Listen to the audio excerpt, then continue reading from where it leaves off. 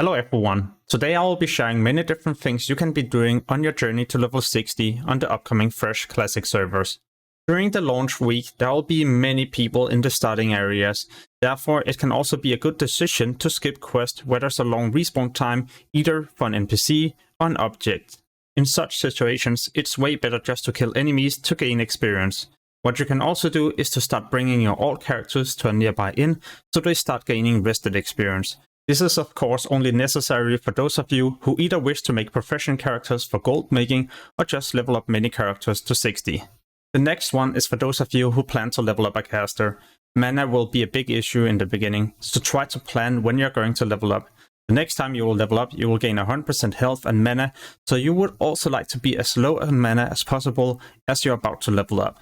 I know it is a bit of min-maxing, but everything will count if you wish to get out of the starting zone as quickly as possible. In addition to this, I also like to purchase water in the beginning to make sure I can regen a lot faster. Especially when you get to level 5, there's a big difference as you will be regening 3 times as fast compared to the starting water. Remember, you can also pull hostile enemies to nearby guards. As long as you do 50% of the total health and damage, you will be able to gain experience and loot the creature. Pretty useful when you have to slay an elite. When it comes to professions, it can be nice to level these when you're leveling up, but then again it's also going to slow you down, so if you wish to be ahead of the competition or just get to 60 as quickly as possible, well then I would recommend you not to be leveling up any professions. However, if you would just like to chill level, make sure to pick a profession as quickly as possible. I like to level up alchemy so I can craft myself swiftness potions to get around a bit quicker, and also invisibility potions so I can skip difficult areas and simply just go straight to the monster I'll have to kill, or maybe even an object I will have to loot. You can also purchase these on the auction house, and I would recommend you to spend a bit of silver and get some of them. During a fresh launch, you would like to save as much silver as possible for your upcoming spells. But if your weapon isn't any good, then it could be worth to spend a couple of silver to get yourself a new one. For example, the lesser magic wand or greater magic wand as a caster, or as a melee DPS or hunter, you would like to get a green weapon as quickly as possible. It will increase your leveling speed, but probably twice as fast. And even though it will be a bit expensive, then because you're going to be leveling up so quickly, then you can easily get back the silver in next to no time. And yes, I do know during the launch there will be nothing on the auction house, but this is where NPCs will become handy. All over the world there will be different locations where you can purchase yourself green items without the auction house, and there's even an add-on displaying what items you can purchase and the NPC locations.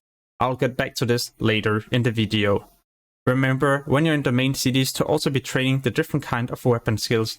Else you might be unlucky enough to get yourself an amazing upgrade, but you sadly can't equip this. The hot locations are displayed right here. If you go back probably 10 seconds in the video, you can also see all the different alliance locations. In a moment I'll share a lot more leveling tips and tricks, but first I would also like to highlight this amazing leveling guide. What it does is to track your class, and then it will guide you through the best possible route to 60.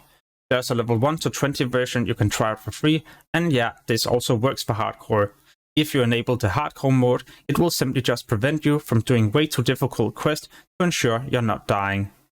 So the moment you log in, it will automatically detect your class and race, and then come up with the best possible route through the starting zone and all the upcoming areas.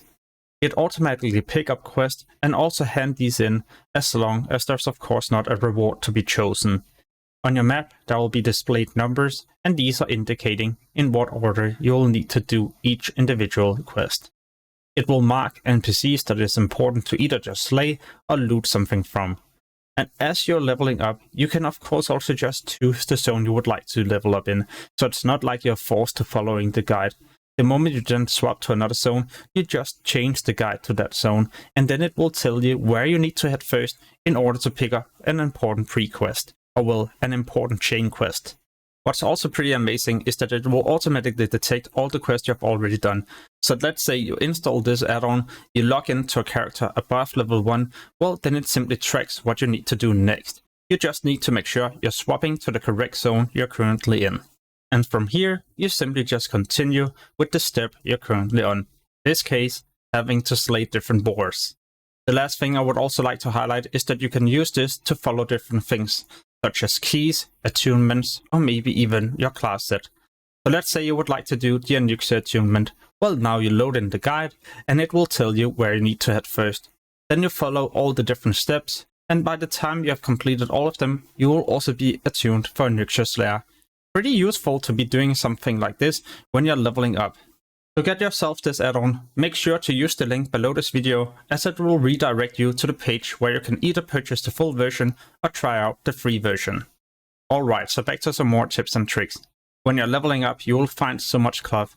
As a non-caster, you can convert this cloth into bandages with the profession First Aid, but as a caster, you could learn tailoring. You then craft different green items you can equip yourself, but you can also get another profession, enchanting, and disenchant all these green items. This will give you materials to craft yourself the lesser and the greater magic wand. This will be useful during the launch day when there's probably none of these on the auction house, and yeah, it will increase your leveling speed by so much, also because you can use your wand as your regening mana. No matter what class I'm playing, then I'm always killing enemies when I'm running from destination A to B. Especially as a caster, so when I have full mana, I like to take advantage of this and kill enemies. Then the moment I'm low on mana, I'll then continue to run without attacking anything. But as a hunter or a melee DPS, you can just run, keep shooting or attacking as you're getting from A to B, or even as you're moving towards the next target. So you would not like to stand still attacking a target and then the moment you have killed it, run to the next one. No, it's going to slow you down if you continue to do something like this. You might have tried this before, you just need to deal with one specific enemy, but there's also close enemies nearby, and those will be chain pulled. Then you continue to attack the target you will need to slay, but all the other enemies are not evading.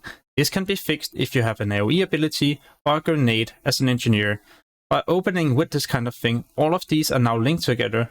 In other words, if I continue to attack Skull and I don't touch the other enemies, they will start to evade, and I can then drag Skull away from everything, finish it off, without having to deal with all the other enemies. In a moment, I'll talk about different ways you can make a lot of gold when you're leveling up, but first I would also like to highlight other important add-ons. For example, the one that we're tracking NPC locations for green items. The name of this is CBT Statics Winter Treasures. Now on your map there will be different icons. These you can hover over to see the NPC name, and if you left click you can also see what kind of items you can get.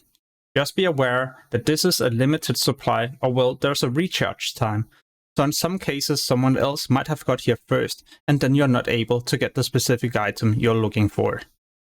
What I also need to highlight is Questie. This is a completely free add-on, and what it does is to track all your things in your quest log. On your map, it will then display where you can pick up new quests, and then quests you have already done, and different locations where you need to head if you wish to slay something for a specific quest.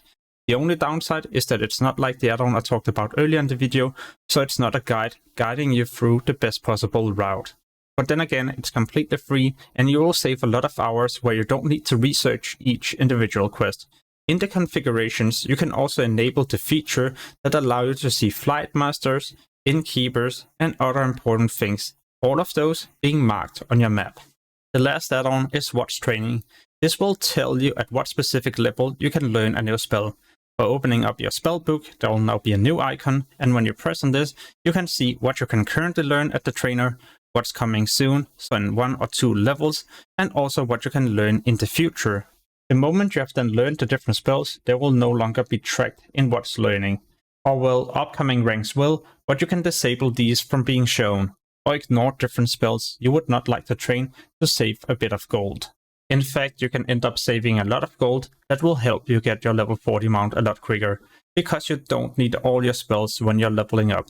An example could be Frost Nova as a mage. This is rank 1 and it has the same amount of root effect compared to the highest rank. It just does a bit more damage, but then again, you don't want to use the spell to do damage. So just train rank 1, and it's the same case with many other classes. 3 weeks after the launch, we can head into Molten Core and Onyxia Slayer, and this is where we will need the Greater Fire Protection Potion. These are crafted by Elemental Fire, and those you can start farming even at low level. It's a great way to level up and make a ton of gold without having to quest. For example, here in Arathi Highlands, where you can easily farm for your level 40 mount. Later on, you can swap to Searing Gorge and there's many different zones, actually all the way up to 60. All this gold you can then save for either your level 60 epic mount, or maybe rare or epic items on the auction house, or maybe just for something else. No matter what, it is a decent way to level up. Yeah, of course, dungeon farming and questing will be faster, but then again, you will probably not be making as much gold like this. So it all depends on what you're looking for.